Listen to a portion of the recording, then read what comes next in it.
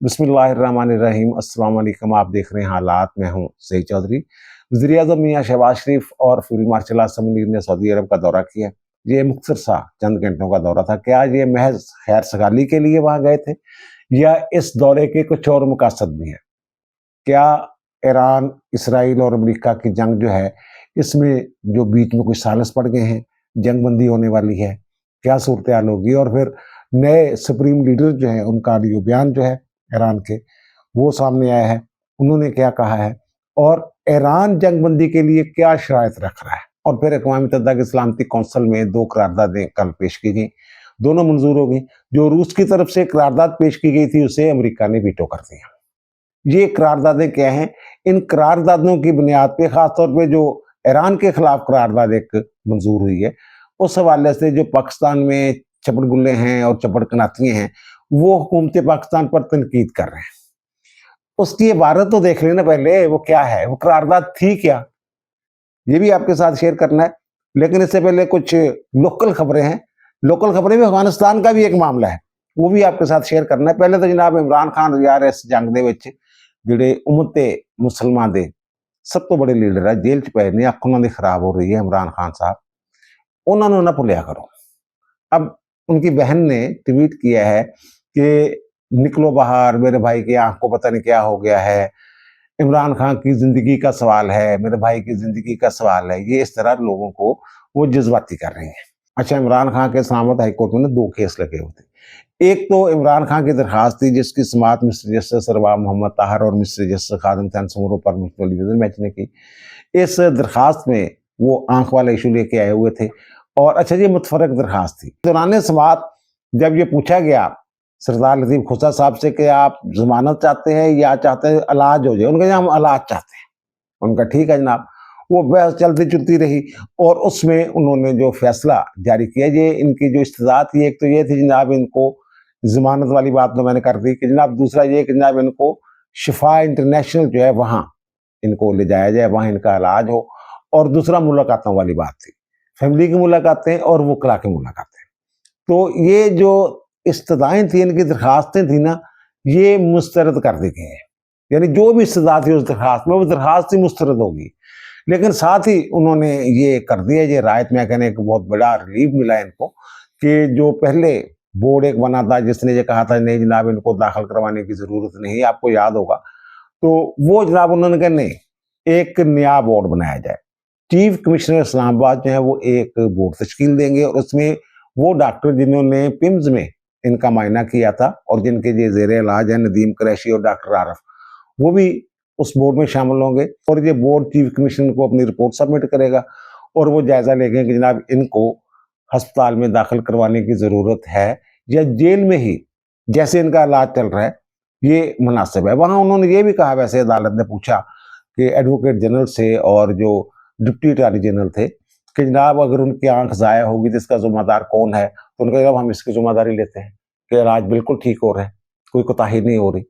तो बहरहाल वो अब उन्होंने ये कर दिया, बोर्ड बना दिए एक तो। और दूसरी जो मुलाकातों वाली, हाँ एक चीज़ उन्होंने और की है कि ये जो प्रिजन रूल्स है ना, वो रूल नंबर है 795, उसका उन्होंने हवाला दे के कहा है कि जनाब जब तबीयत ज़्यादा ख़राब हो जाए ना कैदी की, तो ये जेल हकाम की जिम्मेदारी है कि वो उसके फैमिली मेंबर्स को, उसके रिश्तेदारों को उसकी तिबी सूरत हाल जो है उससे आगाह करें। एक तो ये बात होगी, यानी कि एक तरह से उन्होंने कह दिया जनाब यदि बीमारी की सूरत हाल जी ने दस दरिया करने फैमिली वाले। और दूसरी जो उन्होंने बात की है मुलाकातों वाली। अब मुलाकातों वाली जो बात है, उन्होंने जो फैमिली की मुलाकातों वाली बात है वो तो फैसले में उसका जिक्र ही कोई नहीं। वकला की मुलाकातों का जिक्र है कि जनाब जो वकला की इनके साथ मुलाकात करवाई जाए इमरान खान के हवाले से, तो उन्होंने जनाब इस हवाले से हमारा एक 24 मार्च 2025 का एक लार्जर बेंच का फैसला मौजूद है।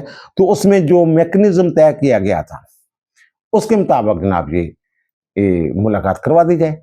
अब ये जो इमरान खान साहब है ना, इन्होंने अपने हाथ काट के ना ये दिए हुए हैं हुकूमत को, इंतजामिया को।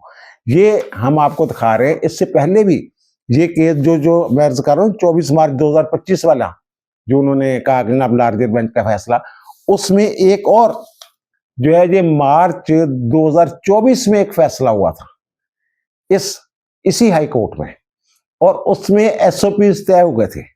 यानी वो पहला मौका होगा मुल्क की तारीख में, बल्कि पूरी दुनिया की तारीख में, कि जनाब मुल्ज़िम और जेल हकाम के दरमियान एक माहदा होता है कि जनाब मुलाकातें कैसे होनी है, कितनी कितनी देर होनी है, कितनी मुलाकातें होनी है हफ्ते में, फैमिलीज के साथ कब मुलाकात होनी है, जो बुशरा बेगम फैमिली के साथ कब मुलाकात होनी है, वकला के साथ कब मुलाकात होनी है, दोस्त अहबाब के साथ कब मुलाकात होनी है, वही उसी में ये तय किया था। पीर वाले दिन मुलाकात एक होगी, जुमरात वाले दिन एक मुलाकात होगी, वो सारी चीजें। अब मुलाकात नहीं हो रही उसमें। जो मैंने हाथ काट के दे दिए इन्होंने, इमरान खान साहब ने।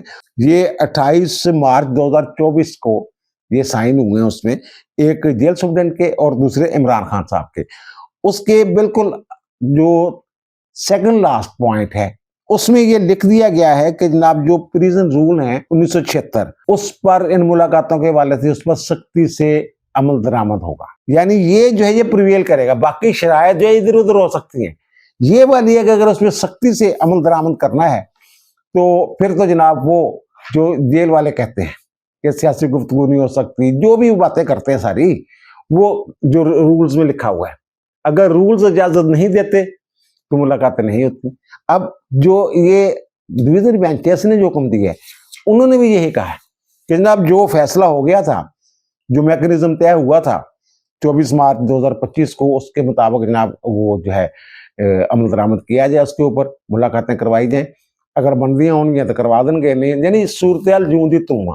और दूसरा जो केस है अलकादर ट्रस्ट केस में, जो इन्होंने एक दिन पहले मुलाकात हुई थी, एतजाज हसन साहब भी पेश हुए थे, वकालतनामों पे साइन नहीं हो रहे, फिर जनाब ये चीफ जस्टिस रफसार डोगर साहब से मुलाकात की कोशिश की, फिर आखिरकार मुलाकात हो गई।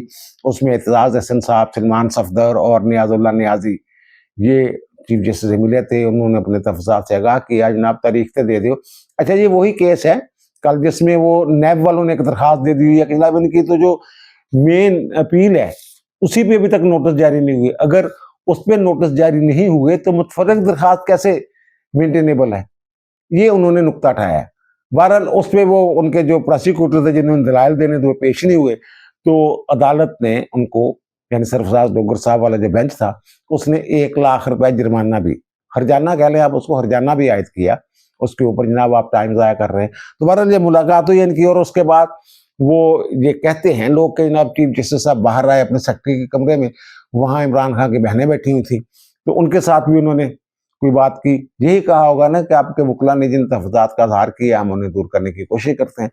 तो ये मुलाकात करने वाले वकला ने फिर बताया था जनाब हमारी बात हो गई है, तो ये जो कब फिक्स होना है ये हाई कोर्ट बताएगी, वो प्रेस रिलीज आ जाएगी या किसी भी तरीके से। वो बहरहाल अब ये पता चला है कि जनाब ये जो केस है ना 190 मिलियन पाउंड वाला, अलकादर ट्रस्ट वाला, जो बेल शेल इन्होंने अप्लाई कर दी हुई उसमें मुतवरक दरखास्त के जरिए, वो 31 मार्च को उसकी समाप्त होगी। ईद तिनंगे जानी है ना।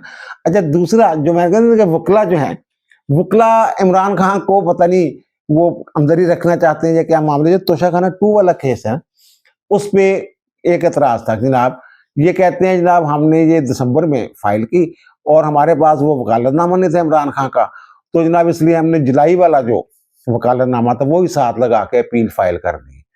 अब ये केस लगा हुआ था ऑब्जेक्शन केस के तौर पे जस्टिस खादम हुसैन सुमरो साहब के पास। तो उन्होंने इनको बताया वकला को कि भाई साहब अपील के लिए नए वकालतनामे की जरूरत ही नहीं होती, वो जो ट्रायल में जो वकील होता है वो ही अपील फाइल कर सकता है, क्योंकि ये तो तयशुदा अमर है कि जो अपील है ये ट्रायल की कंटिन्यूटी होती है। उन्होंने कहा जनाब ये एतराज मैं दूर कर देता हूँ, वो एतराज दूर हो गया। तो अलीमा खान ने अपने वकील से कोई खुसर मुसर करने की कोशिश की, अदालत में जज ने कहा जनाब नंबर लग जाएगा, कह देता है वो। अब जनाब एतराज जो है वो दूर हो गया हुआ है। ये तो हो गया जनाब इमरान खान साहब वाला किस्सा। एक और मामला जो है, ये जो गवर्नर थे सिंध के कामरान टेसूरी साहब, ये जनाब फारिग कर दिए गए अपने ओहदे से, और इनकी जगह निहाल हाशमी साहब जो है मुस्लिम लीग नून के, वो जनाब गवर्नर मुकर्रर कर दिए, नोटिफिकेशन भी जारी हो गया। आज ये मेरा ख्याल हल भी उठा लेंगे। अब निहाल हाशमी साहब पुराने वर्कर हैं, जब से पता नहीं कब से ये नून लीग में, जब से भी हैं ये नून लीग ही में हैं, हर दौर में इन्होंने साथ दिया मियां नवाज शरीफ का। फिर बीच में एक मसला बन गया जब पनामा पुनमा वाला केस चल रहा था, दिल्ली ने जनाब साकब कोर्ट ने अन्नी पाई हुई सी, चलन नहीं देंगे सी इन्होंने, तो निहाल हाशमी साहब ने बड़ा एक जज्बाती किस्म का बयान दिया था। तो फिर ये एस्टेब्लिशमेंट के खिलाफ भी बड़े सख्त बयान देते रहे हैं माजी में, यानी ये एंटी एस्टेब्लिशमेंट टाइप आदमी है। तो फिर जनाब इनको जनाब उन्होंने कहा जनाब इनका जाती ख्याल नून लीग ने कहा, और इनको सजा दे दी थी तोहिन अदालत में, और फिर 5 साल के लिए तोहिन अदालत में सजा हो जाए तो 5 साल के लिए वो नहल भी हो जाता है बंदा। ये सेनेटर थे। फिर ये जनाब गए मुलाकात के लिए लंदन में नवाज शरीफ के साथ, तो वहां जनाब इनकी जो वीडियो थी, आधी वीडियो लगा के कह रहे थे इमरान ने लिफ्ट, उन्हें नवाज शरीफ ने लिफ्टिंग करवाई। हालांकि वो पूरी वीडियो जो है वो उस वक्त ही मैंने देखी थी जब ये रोला पड़ा था। तो उसमें वो कह रहे हैं हसैन किधर है, वो हसैन को कहते हैं कि इनकी मेहमानदारी करो, बिठाए इनको अंदर ले जाके, इज्जत दे रहे हैं इनको। अब वही निहाल हाशमी साहब जो हैं ये जनाब गवर्नर हो गए सिंध के। अब ये जो एमकेएम वाले हैं, ये कामरान तसूरी साहब जो हैं ये बड़े अमीर आदमी हैं, हीरो का बिजनेस है तसूरी कंपनी, बड़ा यानी इनका जो शमशबा बड़ा है ना था तसूरी साहब का। तो ये तसूरी साहब जिन्होंने ये अपने आप को पोस्ट करते सी मैं एमकेएम का बंदा, एमकेएम का नुमाइंदा। अच्छा, ये जो बंदोबस्त हुआ है ना ये पीपल्स पार्टी और नून लीग के दरमियान, यानी कि सदर जो है वो पीपल्स पार्टी का होगा, जरदारी साहब होंगे, पंजाब में जो गवर्नर होगा वो पीपल्स पार्टी का होगा, सिंध में जो गवर्नर होगा वो नून लीग का होगा, और खैबर पख्तूनख्वा में गवर्नर जो है वो भी उनका होगा, पीपल्स पार्टी का होगा, बलूचिस्तान में नून लीग का होगा। इस तरह इन्होंने कोई बंदोबस्त किया हुआ है।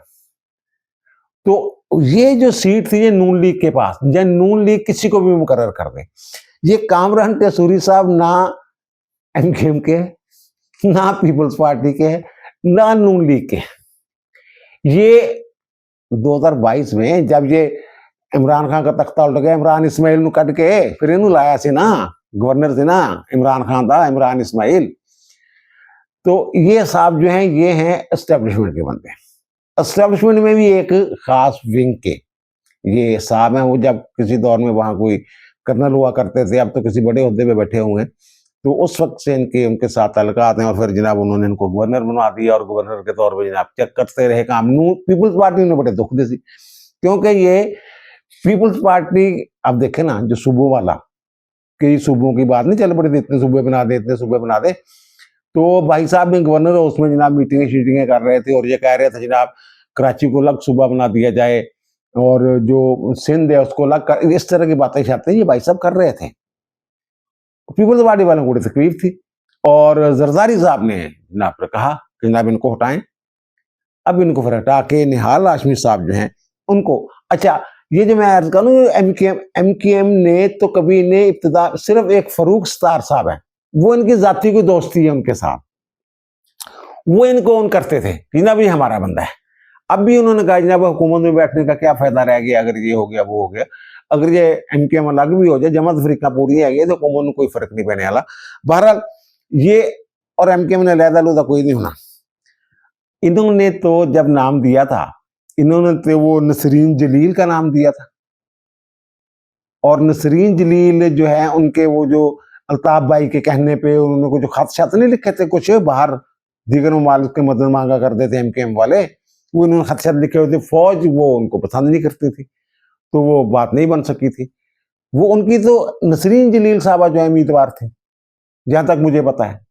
तो बहरहाल कामरान तसूरी साहब को हटा दिया गया है। इसका मतलब ये है कि जनाब जो नवाज शरीफ और आसम मुनीर साहब ये सेम पेज पे हैं। नवाज शरीफ की बात टाल ही नहीं सकते, वो कहने वाले जो कहते हैं, या वो टालते ही नहीं है। तो किसी का भी चहेता होता है ये कामरान तसूरी। अगर ये फैसला हो गया था नवाज शरीफ साहब के आशीर्वाद के साथ, तो फिर जनाब ये तब्दीली आनी थी, ये हुई, इसलिए ये आई है तब्दीली। अब आते हैं जनाब अफगानिस्तान वाला इशू। अफगानिस्तान वाला इशू जनाब 2 दिन हमने जनाब जरा एयर स्ट्राइक वगैरह कम किए हुए थे, लेकिन इन्होंने फिर कल जो है एक जगह पे अचानक इन्होंने हमला किया, और वहाँ आम लोग जो हैं वो बेचारे शहीद हुए। तो फिर जनाब पाकिस्तान ने रात 2 बजे के करीब एयर स्ट्राइक एक जो है वो भरपूर एयर स्ट्राइक, वो 2 बजे के करीब वो ऑपरेशन जो है वो मुकम्मल हुआ है। और ये वो कहते हैं ना जनाब इंटेलिजेंस बेस्ड ये अटैक से, और ये काबुल तक गए हैं। वो कहते थे ना कि जनाब वो मुल्ला यकूब साहब कि जनाब अगर काबुल पे हमला होगा तो हम इस्लामाबाद पे करेंगे, तो करें ना इस्लामाबाद पे हमला। तो जनाब काबुल पे जो पुल चरखी है उसके इलाके में एक तालिबान का ब्रिगेड था, वो उड़ा दिए हमने, ब्रिगेड हेडक्वार्टर। और फिर जनाब कंधार एयरपोर्ट पे, एयरबेस पे, वहां भी हमला हुआ है, और वो भी सुना है कि उड़ा ही दिया इन्होंने। फिर पक्तिका और खोस्त में भी दहशतगर्दों के ठिकाने पे हमले किए गए। अब इनकी सूरत ये है कि ये फरार हो रहे थे काबुल से। फरार होते हुए ये जनाब जो इन्होंने सुरंगें वगैरह नहीं बिछाई, बरूदी सुरंगें पाकिस्तान में बिछा देते हैं, वहां अपनी ही बिछाई सुरंगों पे जनाब ये भाई साहब जो काफिला है वो, और पता ये चला कि पाकिस्तान को मतलूब कुछ दहशतगर्द भी उसमें मारे गए। और फिर सूरत ये है कि जनाब अब ये जो लाशें भी नहीं उठाने आ रहे। अब एक चौकी पे इनके कोई पड़े होंगे कई दिनों से, तो इन्होंने ये कहा कि जनाब हम आर्जी तौर पर जंगबंदी कर लेते हैं, आप ये लाशें उठा के लेते हैं। वहां कोई जिरगा जिरगा होगा, तो उधर से भी लोग आए, इधर से भी लोग आए, उन्होंने कहा जनाब ये बंदे तो हमारे हैं, अफगान हैं, लेकिन जनाब हमें तालिबान ने ये मना किया हुआ है कि आपने लाशें जो है वो वसूल नहीं करनी। ये तो इनका हाल है इनका, और ये कह रहे हैं हमने इस्लामाबाद पे हमला करना है। अच्छा, ये जो है ना, ये एक दिन पहले जो हमारे वजीर खारजा और इनकी और जो चीनी वजीर खारजा हैं उनकी टेलीफोन पे गुफ्तगू हुई थी, तो हमने आधी खबर वो चलाई। अब जो चीन का मीडिया है या ज़ाहिर वो सरकार ही जो कहती है वही उनका मीडिया दिखाता है, वो ये कहते हैं कि एक तो जो चीनी वजीर खारजा और साकदार का वो राब्ता हुआ टेलीफोन पे, एक तो ईरान की सूरत हाल पे बात हुई और कशीदगी कम करने के बाद, और दूसरा जो उन्होंने कहा कि पाकिस्तान और अफगानिस्तान के दरमियान हालिया सरहदी झड़पों पर जो वांग हैं उनके वजीर खारजा, उन्होंने ये नोट किया, यानी उन्होंने ये बात की कि जनाब हम जो है हमारा खसूसी एलटी जो है वो मुज़ाकरात के लिए गया था वहाँ पे, और ये जनाब हम चाहते हैं कि मुफाहमत को फ़रोग़ दिया जाए, और हम जो है ये दोनों मुल्कों के दरमियान शटलिंग कर रहे हैं, यानी इधर का पैगाम उधर, उधर का उधर। लेकिन ये किसी की बात माने तब ना, ये चीन की बात भी नहीं मान रहे, तुर्किया की बात भी नहीं मान रहे, सऊदी अरब की बात भी नहीं मान रहे, कतर की बात भी नहीं मान रहे, और फिर तरले भी मारते हैं उनके, और बात भी 100%। हम तो सिर्फ ये कहते हैं कि ना वो अपनी जो सरजमीन है वो पाकिस्तान के खिलाफ इस्तेमाल ना होने दें। अल्लाह अल्लाह खैर सल्ला। अब आते हैं इसराइल, अमेरिका और ईरान की जंग की तरफ, और जो हमारे वज़ीर आज़म और फील्ड मार्शल ने दौरा किया है सऊदी अरब का। अब इससे पहले जो उनके नए सुप्रीम लीडर हैं उन्होंने एक ऑडियो पैगाम जो है वो जारी की है। उसमें उन्होंने कहा जनाब अमरीकी अड्डे बंद ना हुए इन खलीजी ममालिक में तो जनाब ये हमले जो हैं वो जारी रहेंगे, और जो हमारे शोधा हैं उनके खून का हिसाब लिया जाएगा। उन्होंने कहा मैं तो उम्मीदवार ही नहीं था, तो ये तो बहुत बड़ा अहदा है। जहाँ कभी आयतुल्ला खमीनी साहब थे और अब फिर मेरे आयतुल्ला अली खामनेई साहब जो है वो थे, वो कहते हैं मुझे तो जनाब ये मीडिया से पता चला कि मुझे उन्होंने मुंतखब कर लिया है। ये जो उनकी मजलिस खबरगाने रहबरी है उसने, कि मुझे जनाब उन्होंने सुप्रीम लीडर जो है वो मुंतखब कर लिया। फिर उन्होंने कहा जनाब आपने हुर्मुज़ जो है ये बंद रहनी चाहिए दुश्मन को अंडर प्रेशर करने के लिए। ज़ाहिर है यहाँ से तेल के जो काफिले हैं जहाज़ों के वो गुजरते हैं, खुराक आती जाती है, तजारती जहाज जो हैं वो आते जाते हैं। तो अब वैसे उन्होंने, अच्छा ट्रंप साहब कह रहे हैं नहीं बंद करने दूंगा, उन्होंने सुरंगें बिछानी शुरू कर दी थी। वो मैंने पहले भी अर्ज किया था, अगर उन्होंने सुरंगें बिछा दी पूरी तो 6 माह तक अमेरिका से साफ नहीं होनी वो। तो बहरहाल मुतबादल रास्ते हैं लेकिन वो लंबे हैं। जैसे पाकिस्तान में 2 जहाज जो हैं तेल के सऊदी अरब से आ गए हुए हैं, और वो सऊदी अरब में हमारे पास जहाज भी नहीं थे। हमने कहा साढ़े को जहाज नहीं है तुसी बहरे अहमर दे विच दी रैड सी दे विच दी सानू जरा भेज दिओ। उनके लै जाओ, ठीक है, उन्होंने भेज दिते। फिर साडी बहरिया जिहड़ी है उन्होंने जनाब उन्होंने दे तहफ़्फ़ुज़ वास्ते पहुंची, फिर लै आए असीं बहरहाल। रस्ते तो निकले आंदे ने लेकिन लंबे रस्ते, खर्चे ज्यादा। तो ये वो कहते हैं जनाब ये बंद रहनी चाहिए, और वो कहते हैं 15 ममालिक के साथ हमारी सरहदें लगती हैं और सबके साथ हम गर्मजोश और तमीरी तल्कात चाहते हैं। लेकिन मसला यही है कि इन्होंने अड्डे दिए हुए हैं अमेरिका को। अच्छा, अब ये देखें कि ये समझा ये जा रहा है कि शायद जो सऊदी अरब है वहां पता नहीं कितने अड्डे कायम है अमेरिका के। अमेरिका के बहुत सारे ममालिक में अड्डे कायम है इनकी, जो है ना कोई 30 हजार के करीब नफरी जो है ना मिडिल ईस्ट में मुख्तलिफ अड्डों के ऊपर, अमेरिकी अड्डों के ऊपर तैनात है। अच्छा, अब बहुत सारे अड्डे जो हैं ये 2014 के अराउंड अबाउट ना ये सऊदी अरब ने खाली करवा लिए थे। ये जो कतर और बहरीन वाले अड्डे हैं ये वहां से आए हुए हैं, ये वाले जो हैं ये। अब वहां सिर्फ एक अड्डा है इनका, वो जो एयरबेस है ना, प्रिंस सुल्तान एयरबेस, वो है। वहां 2300 के करीब इनके जो ट्रुप्स हैं, वो जो अफसर और जो मुलाजिम है वो है। अच्छा, वहां जो एयरबेस है ना, वहां जो उनकी एयरफोर्स है वो भी इस्तेमाल कर रही है सऊदी अरब की। यानी ये इंडिपेंडेंटली इनको नहीं दिया हुआ उन्होंने। शायद इसीलिए इसराइल जो है वो, ईरान जो है वो कम कम हमले कर रहा है उसके ऊपर। और दूसरी बात ये है कि ये जो पाकिस्तान है, पता ये चला है कि जनाब 3-4 ममालिक जो हैं इनको ये जिम्मेदारी सौंपी गई है। ये ट्रंप साहब परेशान है। ये अभी आज हमारे दोस्त हैं वहां अमेरिका में, शहीद साहब, तो उनका फोन आया था, मेरी उनके साथ बात हो रही थी। वो कहता मैं काफी उस इधर उधर सारे गया हूं, तो जनाब 10 में से 8 लोग जो हैं वो ट्रंप की इन हरकतों के ऊपर जो है वो तनकीद कर रहे हैं। और फिर ये तो आपके लिए में है कि वहां जो सेनेटर हैं, तकरीबन तमाम डेमोक्रेट्स जो हैं सेनेटर, उन्होंने जनाब वो जो उनके वजीर जंग हैं उनसे जवाब तलब कर लिया। उनके आज जनाब बताएं ये आपने ये ईरान के ऊपर हमला कैसे किया, स्कूल के ऊपर 168 जो बच्चियां और लोग जो हैं वहां पे शहीद हुए, तो ये आपने कैसे कर दिया। और जनाब वो इंक्वायरी भी हुई है वहां पे। वैसे ये टोमाहाक मिसाइल जो हैं वो जो वहां गिरे हैं तो इंक्वायरी की जरूरत ही नहीं थी, ये हैं ही अमेरिका के पास। वो कहते ये तो बताएं। अच्छा, ये जो वजीर जंग है ना इनके, वो इनके पिछले ब्लॉग में मैंने बताया था कि ये वो वाले लोग हैं, इन्हें टैटू शेटू बनवाए हुए अपने ऊपर सारे, और काफिर भी लिखा हुआ है। इन साहब का तल्लक मसीहियों के उस फिरके से है जो सहूनियत के रंग में रंगे हुए हैं और जिनका अकीदा है कि हजरत ईसा ने वापस आना है।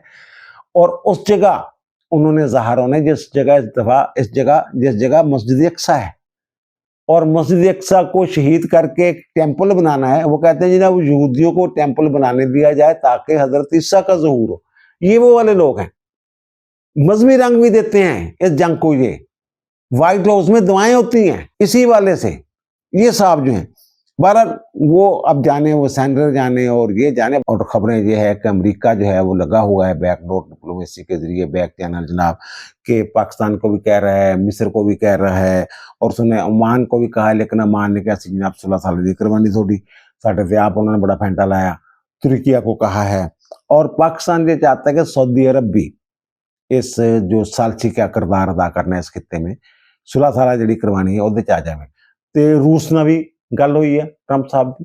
और ये जो पाकिस्तान बड़ी खामोशी के साथ ये लगा हुआ था जंगबंदी के हवाले से, कभी उधर फोन कभी उधर फोन वज़ीर आज़म के। अच्छा, अब ये जिस दिन रूस के सदर की फोन पे बात होती है उनके ईरान के सदर के साथ, उसी दिन वज़ीर आज़म जो है शहबाज शरीफ की भी बात होती है। अच्छा, हम जो है हमने इस हवाले से कोई खबर जो है वो बाहर नहीं आई। आमतौर पर वो प्रेस जारी करती है ना वजारत खारजा भी और गवर्नमेंट ऑफ पाकिस्तान भी कि जनाब आज टेलीफोन पे फलां बरादर के साथ मुलाकात हुई, ये बातें हुई। वो मिलती जुलती प्रेस रिलीज होती है जनाब, अल्लाह कई साल में हो, तो और ये एक दूसरे के साथ पता नहीं क्या क्या बातें वो सारी होती हैं। पाकिस्तान ने ये खबर नहीं जारी की थी, ये खबर जारी की ईरान ने खुद। अब ईरान के जो सदर हैं उनका मैं दिखा रहा हूं आपको, उन्होंने ये ट्वीट किया। उन्होंने जनाब मेरी जो है ये रूस के और पाकिस्तान के जो हैं सरबराहान उनके साथ बात हुई है और खित्ते में अमन के हवाले से बात हुई है, और जनाब अमन के लिए जो ईरान का अज़म है उसका हमने अदा किया, और सहूनी हुकूमत और अमेरिका की तरफ से भड़काई गई इस जंग को ख़त्म करने का वाहिद रास्ता ईरान के जायज़ हकूक़ को तस्लीम करना है। अब यहाँ उनकी शराइत शुरू हो जाती है। 3 शराइत उन्होंने रखी है कि जनाब जो हमारे जायज़ हकूक़ हैं, ज़ाहिर है हम एक खुद मुख्तार मुल्क हैं, जो खुद एक खुद मुख्तार मुल्क के हकूक होते हैं, वो तो दे, तुसी बंदियां लगी हैं सर से। एक ये उन्होंने गल की थी, और दूसरा जो कहते हैं हमारा नुकसान किया ने इसका मुआवजा अदा किया जाए। और तीसरा उनका जो मुस्तकबिल में ये जंगों से बाज रहने के लिए कि दोबारा जारियत नहीं करेंगे, तो मजबूत बैन अल-अक़वामी ज़मानतें चाहिए मुझे। और अब ये पता चला है कि उन्होंने ये और शर्त भी रख दी है कि जनाब अगर ये जंग बंदी चाहता है ना अमेरिका, एक तहरीरी माहदा होगा और उसकी जो सेनेट है, वहाँ जो अमेरिकन यूएस सेनेट है, उसकी हमें वो ज़मानत चाहिए। यानी उसकी तईद चाहिए, उसकी तईद के साथ, ताकि वहाँ जो भी सदर है, वो इसकी खिलाफ वर्जी ना करे। अब हमारे चपड़कनाती और छपड़गुल्ले जो हैं, वो जो लगे हुए हैं इस बात पे जनाब पाकिस्तान ने पता नहीं क्या जुर्म कर दिया। और भाई वो करारदादें तो देख लें क्या है। ये जो ईरान के ऊपर वो मजम्मत की है, ईरान के हमलों की, ये इसराइल के ऊपर जो हमले उनकी मजम्मत की है, ये तो उसमें है ही नहीं। ये 135 ममालिक की तईद के साथ ये बहरीन ने ये पेश की थी करारदाद सलामती कौंसिल में, यूएन सलामती कौंसिल, और उसमें जनाब ये Saudi Arab, Bahrain, UAE, Qatar, Kuwait, Oman, उर्दन, यहाँ जो हमले किए गए हैं ईरान की तरफ से, उनकी मजम्मत की गई है। जो हमसाया हैं उनके, उनकी मजम्मत की गई है। और इसमें चीन और रूस ने तो हिस्सा ही नहीं लिया, दोनों हिस्सा नहीं लिया। बाकी 13 लोग जो थे उन्होंने मुतफिका तौर पर ये करारदाद मंजूर की है, और ईरान से ये मुतालबा किया गया उसमें कि जनाब ये मजम्मत की करारदाद है। मुतालबा किया कि जनाब जो थोड़े आले दुआले हमसाए ने ना, इन्हों के तुम हमले शमले ना करो। और दूसरा, अच्छा इसके हक में पाकिस्तान ने वोट दिए। पाकिस्तान तो पहले भी ये बात कर चुका हुआ है कि जनाब ये आप हमले ना करें, बल्कि सऊदी अरब और 2-3 मुल्कों के हवाले से उन्होंने खास तौर पे ये कहा, रिक्वेस्ट की थी इनसे कि जनाब उधर ना जाना, थोड़ी बड़ी मेहरबानी। ये पॉलिसी बयान भी दिया कि ना सऊदी अरब के ऊपर जो हमले करने वाली बात है, हमने कहा कि हमारा जनाब उनके साथ माहदा है। हमारे वजीर खारजा ने असम्बली के फ्लोर पे खड़े होकर बात नहीं की ना। अच्छा, दूसरी करारदाद जो थी ना, वो करारदाद जो है वो रूस ने जो पेश की थी, पाकिस्तान ने उसकी भी हिमायत की है। यानी उस करारदाद में, रूस वाली करारदाद में खित्ते में जो ये जंगी पेशरफ्त हो रही है इसके हवाले से थी। यानी वो आप कह सकते हैं कि जनाब इस खित्ते में जंग बंदी की वो करारदाद थी। लेकिन जो रूस का मसवदा है उसके हक में भी पाकिस्तान ने वोट दिया, और उसमें जो है मशरिक़ वुस्ता और उसके आगे किसी खास मुल्क का नाम नहीं लिखा था उसने कि फलां मुल्क और ये वो। बस क्या फौजी कशीदगी जो है वो जनाब वो बड़ी गहरी तशवीश है। तो जनाब खुद 4 ममालिक जो हैं उन्होंने इनके हक में वोट दिया, रूस, चीन, पाकिस्तान, एक कोई आधा और था। ये जनाब 4 उसके हक में आए और 2 उसकी मुखालफत में गए। 9 ममालिक जो हैं वो उन्होंने हिस्सा नहीं लिया। लेकिन बहरहाल पास तो होगी ना, तो अमेरिका ने जनाब इसको वीटो कर दी। तो इसमें पाकिस्तान का क्या कसूर है? ये भी देखें ना, ये जो बातें कर रहे हैं मैं तो हैरान हूँ। ये यार जो ईरान के सदर बात कर रहे हैं, जो वजीर खारजा बात कर रहे हैं, जो तशक्कुर पाकिस्तान की करारदादें वहाँ पास हुई हैं, तो यार उनका ही ख्याल कर लें, वहाँ से ही ये कुछ सबक सीख लें। ये जो हैं, जो जनाब कहे हुए हैं जनाब पाकिस्तान पता नहीं ईरान के खिलाफ खड़ा हो गया है, पता नहीं क्या जनाब हो जाएगा, क्या नहीं हो जाएगा, पाकिस्तान शायद हमला करने वाला है, ऐसी कोई बात ही नहीं। पाकिस्तान जो है इसने वहां खड़े होके यूएन में ये जो करारदादें पास हो रही हैं, उस वक्त हमारे जो वहां मुस्तकिल मंदूब हैं आसिम साहब, उन्होंने क्या बात की है? वो कहते हैं पाकिस्तान बरादर हमसाया मुल्क की हैसियत से ईरान की खुद मुख्तारी और इलाकाई सालमियत की भरपूर हिमायत करता है।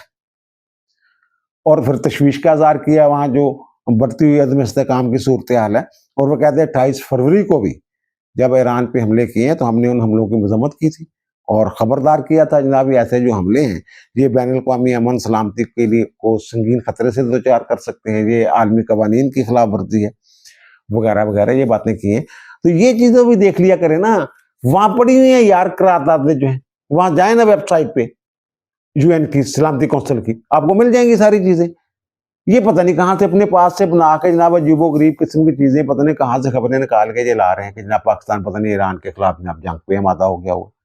और दूसरा जो हमारे वज़ीर-ए-आज़म शहबाज शरीफ, फील्ड मार्शल आसिम मुनीर और वज़ीर ख़ारजा साहब डार साहब सऊदी अरब गए हैं, तो अब वापस भी आ गए हैं। तो वो जनाब वहाँ गए हैं मोहम्मद बिन सलमान की दावत पे, उन्होंने जनाब दावत आई उनकी तरफ से, भाईजान आना जरा कल सुनो, ये जरा देखिए कि मामला चल रहे हैं। तो ये गए हैं वहाँ। अच्छा, अब जो ये एक प्रेस रिलीज जारी की गई है, ये तो बस आम सी बात कर दी ना कि जनाब मुश्किल हालात में सऊदी अरब के साथ जनाब मुकम्मल इज़हार यकजहती किया हमने, और खित्ते में अमन और इस्तेहकाम के लिए जनाब हम मुश्तरका कोशिशें जारी रखेंगे, अपने मकसद के असूल तक जद्दोजहद जारी रहेगी।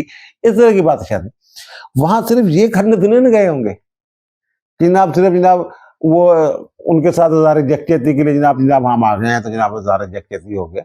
और भी बहुत सारे मामला हैं हमारा उनके साथ, माहदा भी है, फिर तेल वाली सूरत हाल भी है, फिर अमन वाली जो सूरत हाल है। अब मैं ये जो मेरी इतला है कि पाकिस्तान ये कोशिश कर रहा है कि ये जो पाकिस्तान अमन के लिए इलाके में जंग बंदी के लिए कोशिशें कर रहा है, उसमें सऊदी अरब को भी शामिल किया जाए, उसका किरदार होना चाहिए।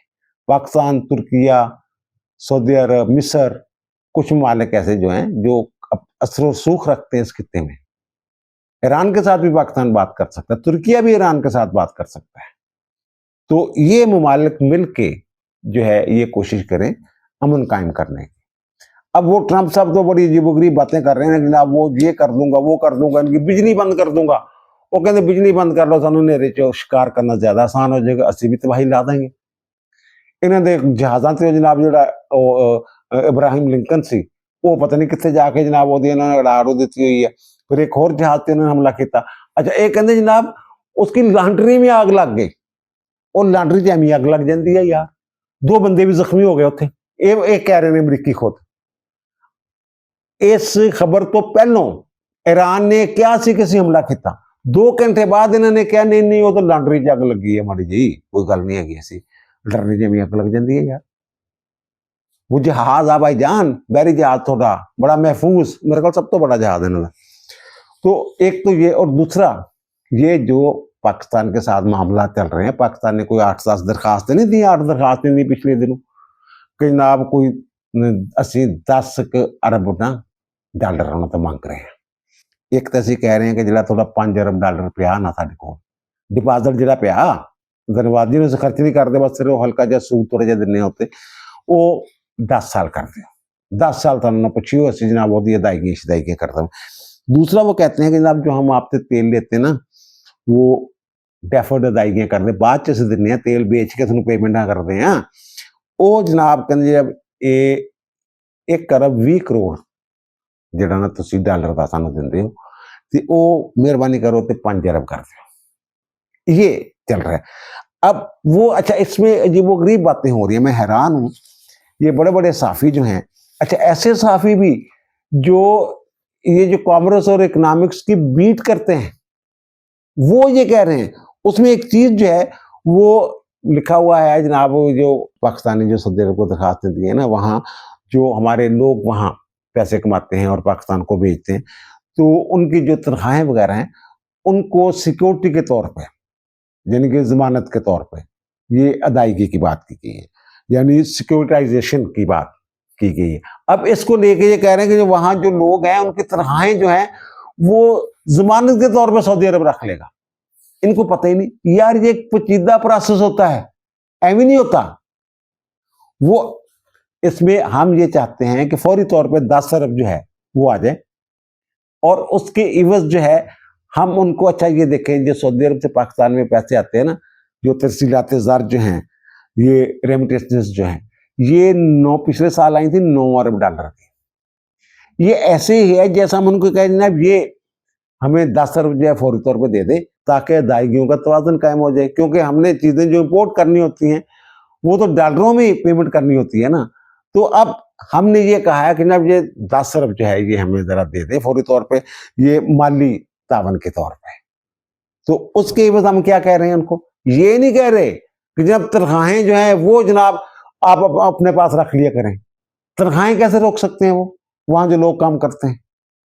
अब उसका एक माहदा होता है, एक तरीक़ाकार होता है, वो ये होता है कि हमने कितने % जो है उनको अदायगियाँ करनी है। फर्ज करें पिछले साल 9 अरब डॉलर उन्होंने भेजे थे, वो जो वहाँ पाकिस्तान को भेजेंगे बैंकों के जरिए, पहले तो ये था ना कि वो ज़र मुबादला के तौर पे पाकिस्तान के बैंक में आ जाते थे डॉलर की शक्ल में या रियाल की शक्ल में। अब ऐसा नहीं होगा, जितने फीसद उनको चाहिए होगा ना रखना है उन्होंने, वो रियाल वहीं रह जाएंगे। लेकिन पाकिस्तान जो है वो अदायगियां जो है वो रियाल की, जो डॉलर की, जो भी उस दिन कीमत होगी उस कीमत के जैसे पहले होते हैं, वो जहां पाकिस्तान के बैंक जो है उसी तरह अदायगियां करेंगे उनको। ये नहीं है उनको तनख्वाह मिलेगी वो पाकिस्तान में भेजेंगे, लेकिन ये दरमियान में दोनों हुकूमतों को एक बंदोबस्त होता है। उस बंदोबस्त के तहत वो जितने रियाल 9 अरब अगर हम अदायगी कर दें एक साल में, हमने तो सारा कर्जा ही उतार दिया। ये 9 अरब नहीं अदा करेंगे हम उनको, या 10 अरब नहीं अदा करेंगे एक साल के अंदर, उसकी कुछ अदायगी हम करेंगे। बाकी सारे पैसे तो ज़र मुबादला की शक्ल में भी पाकिस्तान में आ रहे होंगे। और दूसरी बात यह, इस वक्त सऊदी अरब में जो लोग काम कर रहे हैं ना पाकिस्तानी, उनकी तादाद जो है वो 20-22 लाख के करीब है। कुछ कहते हैं कि जनाब 1.8 मिलियन लोग जो है वहाँ काम कर रहे हैं, और उन्होंने ये $9 लाख पिछले साल भेजे थे। तो वो अब ये अगर माहदा हो जाता है तो जो सऊदी अरब है वो वहाँ जो लोग काम करने वाले हैं वो उन्हें नहीं निकालेगा, उनको तहफ़्फ़ुज़ देगा, क्योंकि उनके ज़रिए उसने अपनी जो रकम दी हुई रकम है वो वापस लेनी है, कटौतियाँ करके रियाल की शक्ल में। रियाल अपने पास रखनी है, पाकिस्तान ने रुपयों की शक्ल में उनको अदायगी करनी है जहाँ जो वो भेजेंगे ज़र मुबादला। ये है। और दूसरा ये भी है कि जनाब ये 10 लाख सालाना मजीद जो है हमने वहां लोग भेजने, ये इस तरह का माहदा है। और उसकी कोशिश होगी कि ज्यादा से ज्यादा पाकिस्तानी जो है वो सऊदी अरब में काम करें, ताकि उसने जो कर्जा दिया है एक यकमुश्त, वो जल्द से जल्द अदा हो, आसानी हो उसमें। ये है। और ये पता नहीं किन चक्करों में पड़ेंगे जनाब, वो उनकी तनख्वाहें रोक लेंगे, वो तनख्वाहें जनाब वो बाकी सरकार जब्त हो जाएंगी। तो उन्होंने तो की करना था पाकिस्तान, उन्होंने की भेजना, वो गुलाम ने। अजीब सूरत हाल है। यानी कि मैं हैरान हाँ कि ऐसे लोग जिन्होंने मैं समझना कि जनाब वो मैशियत दे माहर ने ऐसे साफी ने, लेकिन वो भी एक चमड़ा मार रहे हैं। बहरहाल ये पाकिस्तान जो है ये लगा हुआ है, इंशाल्लाह नताइज अच्छे होंगे। ये जंगों जुंगों की बात है ना। और दूसरी, एक साहब ने पूछा हुआ है दोस्त ने कि जनाब ये कोई एटमी हमला शमला तो नहीं करेगा ये ईरान, अगर जो है ये ऐसी हरकतें, कुछ लोग कह रहे हैं जनाब इसको इस वक्त मौका है कि ईरान एटमी धमाके कर दे। अगर एटमी धमाके कर दे ना ईरान इस वक्त, वो तो फिर उन्होंने गल जो उन्होंने जवाब जो उन्होंने हमला करने का उन्होंने तकवीयत मिलेगी, वो तो फिर करनगे ना। फिर कौन रोकेगा उन्होंने? वो कहेंगे देखो जनाब ये कहते सी देखो बना लिया इन्होंने, तो असं तो नहीं चाहते सी कि ये काम करे है। फिर हो सकता, लेकिन सरदर्शी का कोई चांस नहीं है। अमरीका जो बहुत बड़ी फौजी ताकत आ, ਉਹਦਾ ਭਰਮ ਏਡੀ आसानी नहीं लुटना ये ਜਿਹੜੇ ਮਿਜ਼ਾਈਲਾਂ ਮੁਜ਼ਾਈਲਾਂ ਜੰਗ ਦੇ ਨਾਲ, ਉਹ ਜ਼ਰੂਰਤ ਨਹੀਂ ਪੈਣੀ ਉਹਨੂੰ। हाँ अमरीका के अंदर जो ट्रंप ਨੂੰ रोक सकता अमरीका, अमरीका के लोग, और मेरे ख्याल उत्थे लोग रुकने वाले चल पे ने। अल्लाह बेहतर करेगा इंशाल्लाह। अब दीजिए मुझे इजाजत, दोबारा मुलाकात होगी नए भी इलाके के साथ। अल्लाह ताला आप पर, मुझ पर, हम सब पर मेहरबान रहे। अल्लाह हाफिज।